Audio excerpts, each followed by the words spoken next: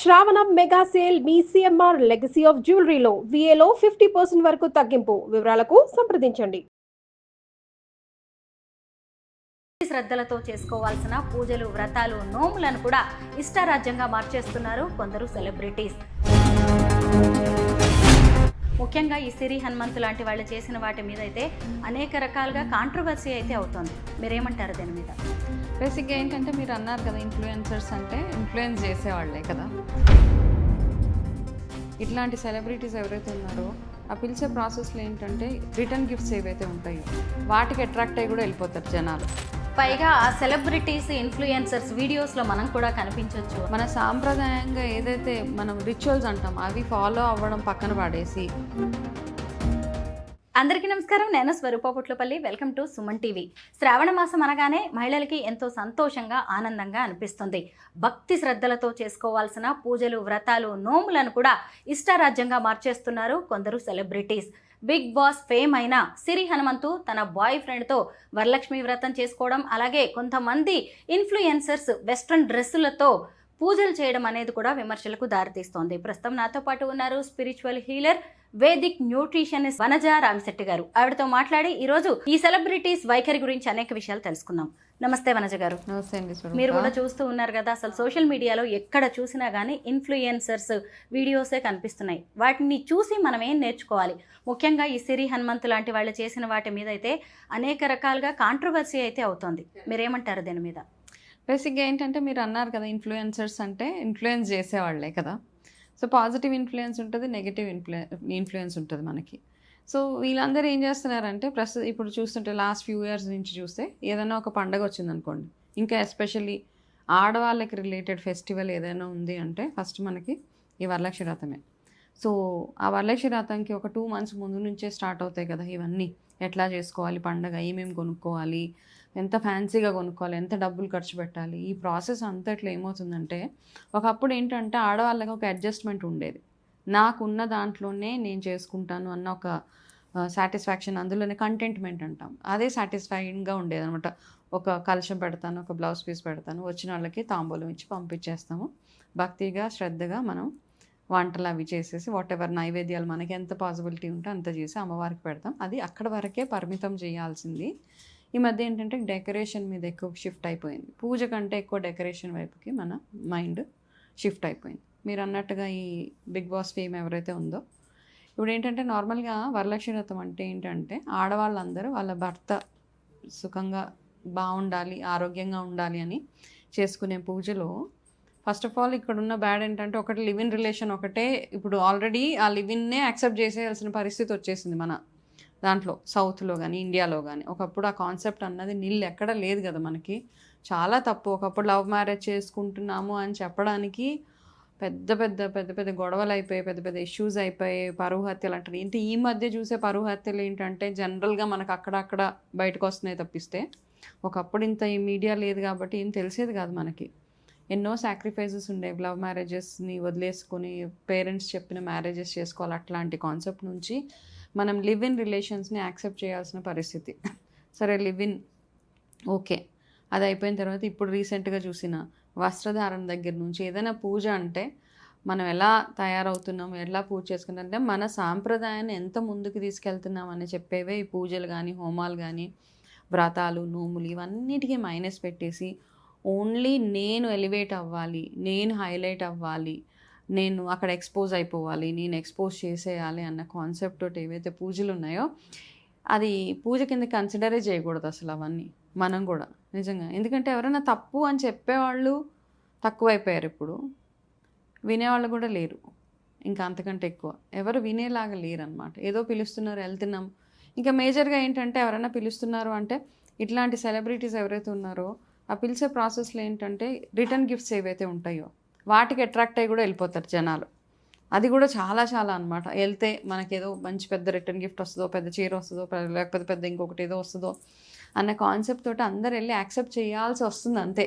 పైగా ఆ celebrities, influencers వీడియోస్లో మనం కూడా కనిపించవచ్చు అని, మనం కూడా కనపడవచ్చు, వెళ్ళొచ్చు, ఇవన్నీ అండి. వీటి వల్ల ఏంటంటే మన సాంప్రదాయంగా ఏదైతే మనం రిచువల్స్ అంటాం అవి ఫాలో అవ్వడం పక్కన పడేసి మనం అన్ని కొత్త కొత్త పద్ధతులు అనమాట, ఎక్కడ లేని పద్ధతులు ఇవన్నీ. ఇప్పుడైతే ఏవేవైతే లేటెస్ట్గా వస్తున్నాయో, కలుషం పెట్టడం దగ్గర నుంచి పిన్ స్టెప్లర్లు కొట్టేస్తూ ఉన్నాం మనం పందిర్లకి.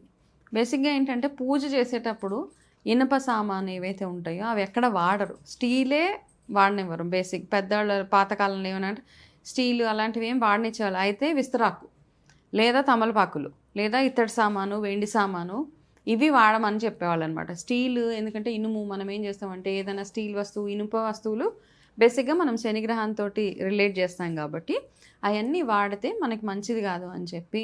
కానీ ఈ మధ్య ఏం చేస్తామంటే ప్రతి ఒక్క విగ్రహంలో ఈ ఐరన్ ఉంటుంది, స్టాప్లర్ పిన్స్ ఉంటాయి, ప్లాస్టిక్ ఉంటుంది, దూదు ఉంటుంది, పనికిరాని పాత బట్టలన్నీ గుచ్చేసి ఇప్పుడు అమ్మవారి విగ్రహాలకి అవన్నీ చూడండి అసలు ఆ లోపల ఒకసారి కట్ చేసి చూస్తే ఏదేదో గుచ్చేస్తున్నారు. అవన్నిటిని తెచ్చి మనం పూజ చేస్తున్నాం. అమ్మవారి పూజ అంటే లక్ష్మీ స్వరూపంగా భావించే కొబ్బరికాయ పూర్ణఫలం అంతే, అక్కడ పెట్టి అది చేయడం తప్పిస్తే. బేసిక్గా ఏంటంటే ఇంకొక 2 వారాలు ఉంది కదా వరలక్ష్మి వ్రతం చేసుకోవడానికి. కొంతమంది ఎవరికైతే వీలు పడలేదో ఇంకా నెక్స్ట్ 2 వీక్స్ చేసుకునే వాళ్ళు ఎవరైతే ఉన్నారో ఎన్విరాన్మెంట్ ఫ్రెండ్లీగా చేసుకోవాలి పూజలన్నీ. ఇప్పుడు వరలక్ష్మి వ్రతం అంటే వర్షాకాలం రాగానే వస్తుంది. పాతకాలంలో ఏంటంటే ఆడవాళ్ళకి ఎక్కువ ఇన్ఫెక్షన్స్ అవి వచ్చేసేవి, కాళ్ళల్లోంచి మొదలయ్యేవి, కాళ్ళు పగుళ్ళు అవి మొదలయ్యేవి. సో ఈ వరలక్ష్మి వ్రతం ప్రాసెస్లో ఏం చేస్తే రెగ్యులర్గా మనం కాళ్ళకి పసుపు అవి పెట్టుకోవడం, ఈ శ్రావణ మాసం అంతా మొహానికి పసుపు, ఇన్ఫెక్షన్స్, ఇన్ఫ్లమేషన్స్ ఇవన్నీ రాకుండా ఉండడానికి ఎక్కువ పసుపు యూసేజ్ ఎక్కువగా ఉండేది ఈ మంత్ మొత్తంలో అనమాట. అవన్నిటిని మనం పక్కన పెట్టేసి అసలు ఎక్కడెక్కడో లేని పద్ధతులన్నీ, కొత్త వింత ఆచారాలన్నీ తీసుకొస్తుంటే ఫస్ట్ ఆఫ్ ఆల్ ఏంటంటే ఎవరో ఒకరు నో చెప్పాలి దానికి. ఏంటి ఇట్లా చేస్తున్నామమ్మా తప్పు కదా అని చెప్పేవాళ్ళు ఉండాలి ఇప్పుడు. అట్లా ఉంటేనే మన సాంప్రదాయాన్ని మనం ముందుకు తీసుకెళ్ళగలుగుతామని నా ఉద్దేశం అండి.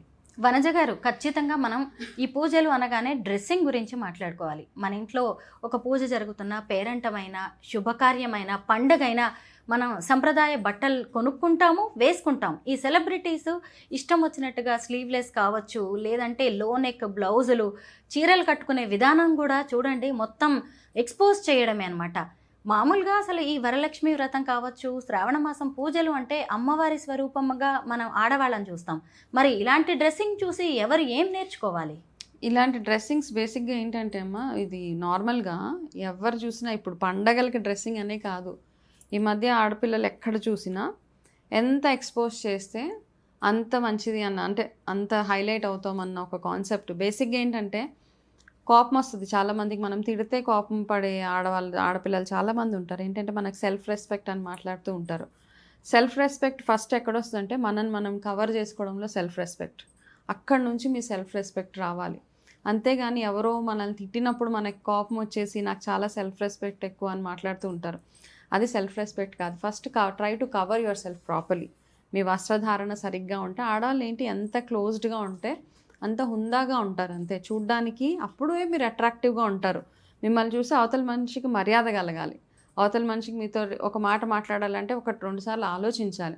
అంతేగాని మీరు ఇష్టం వచ్చినట్టు ఎక్స్పోజ్ చేసేసి, అండ్ ఎస్పెషల్లీ ఇలా వ్రతాలు అయినప్పుడు ఎనీ డే మనం ఏదైనా ఒకసారి డ్రెస్ వేసుకున్నాము అంటే దాన్ని మనం ఈజీగా క్యారీ చేసుకునేలాగా ఉండాలండి. ఫస్ట్ నా concept. Anybody for that matter, ఎవరైతే మన సాంప్రదాయానికి కట్టుబడి ఉంటారో ఒక డ్రెస్ వేసుకున్నామంటే నేను కూర్చుంటే నాకు వెకిలిగా ఉండకూడదు, నాకు అన్కంఫర్టబుల్గా అనకూడదు. ఎక్స్పోజింగ్ చేసే బట్టలు వేసుకొని దాన్ని 24 గంటలు పైకి కిందకి లాక్కొని కూర్చో అంటే it is unnecessary attention seeking attitude తప్పిస్తే.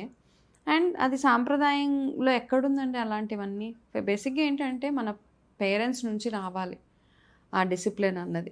మనం ఎట్లాంటి వాతావరణంలో పెరుగుతున్నామో, లేక కొంతమంది ఏంటంటే పేరెంట్స్ బాగానే ఉంటారు, వాళ్ళ పిల్లలు చాలా లైట్ తీసుకుంటారు, పేరెంట్స్ని కూడా అసలు కేర్ చేయరు. అట్లాంటి పేరెంట్స్ కూడా ఇంకా వదిలేస్తారు, అబ్బా వీళ్ళకి చెప్పడం కంటే మనం నోరు మూసుకొని కూర్చోవడం బెటర్. అట్లా అయిపోయారు కదా ఇప్పుడు పిల్లలందరూ. టూ ఇండిపెండెంట్, వాళ్ళకి కావాల్సినట్టు వాళ్ళు తయారవ్వడము. అండ్ డ్రెస్సింగ్లో కూడా ఎవరు చెప్పేవాళ్ళు, డ్రెస్సింగ్ సెన్స్ కంప్లీట్గా జీరో. నిజమే. ఇవన్నీ చూస్తుంటే అసలు ఏం నేర్చుకోవాలి, వీళ్ళు నెక్స్ట్ జనరేషన్స్కి ఏం తీసుకువెళ్తున్నారు అనేది కూడా భయంగా, బాధాకరంగా అయితే అనిపిస్తోంది. 100%. మీరు అన్నది కరెక్టే. ఎవరో ఒకళ్ళు వీటినైతే ఖండించాల్సిన అవసరం ఉంది. మనం ఏ పూజ చేసినా, ఏ వ్రతం చేసినా, ఏ నోము చేసినా అది దానికి కూడా ఒక పద్ధతి ఉంటుంది. ఏ విధానంలో చేస్తున్నామో అనేది కూడా ఇంపార్టెంట్. ఆ పద్ధతిని బట్టే ఫలితం ఉంటుంది. పండితులు కూడా అదే చెబుతున్నారు. Thank you so much Vanaja గారు.